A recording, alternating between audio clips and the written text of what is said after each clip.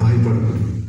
ఇదిగో ప్రజలందరికీ నీ కలుగు మహా సంతోషకరమైన సువర్తమానము నేను మీకు తెలియజేయగలను. మన సువార్త కట్రా తోటకూర అమ్మునిదిగా ఆ సువార్త కట్రా ఆయన కాదే బాబాయ్, సువర్తమ రాదు, శుభవర్తమానం అంట. సువర్తమానమా బాబాయ్? నేను చెప్పాగా బాబాయ్, శుభవార్తని రక్షకుడు పుడతానని చెప్పాగా బాబాయ్. దావీదు పట్టణమందు నేడు మీ కొరకు రక్షకుడు పుట్టి ఉన్నాడు. ఈయన ప్రభువైన క్రీస్తు. దానికి ఇదే మీ కానువాలు.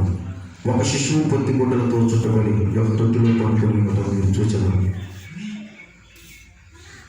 నేను చెప్పానుగా బాబాయ్, మన రక్షకుడు పుడితే కష్టాలు బాధలు కన్నీళ్ళు పోతాయి బాబాయ్. నిజమే బాబాయ్, రక్షకుడు పుట్టాడు అలా పాడు బాబాయ్. ఊరు చూడగా నువ్వు చెప్తే నిజమేరా, అచ్చంగా నిజమేరా. రక్షకుడు పుట్టాడు మన కోసం, మన కష్టాలు బాధలు తీరినట్టునే. ఇంకేంటో చూస్తారు పదండ్రా.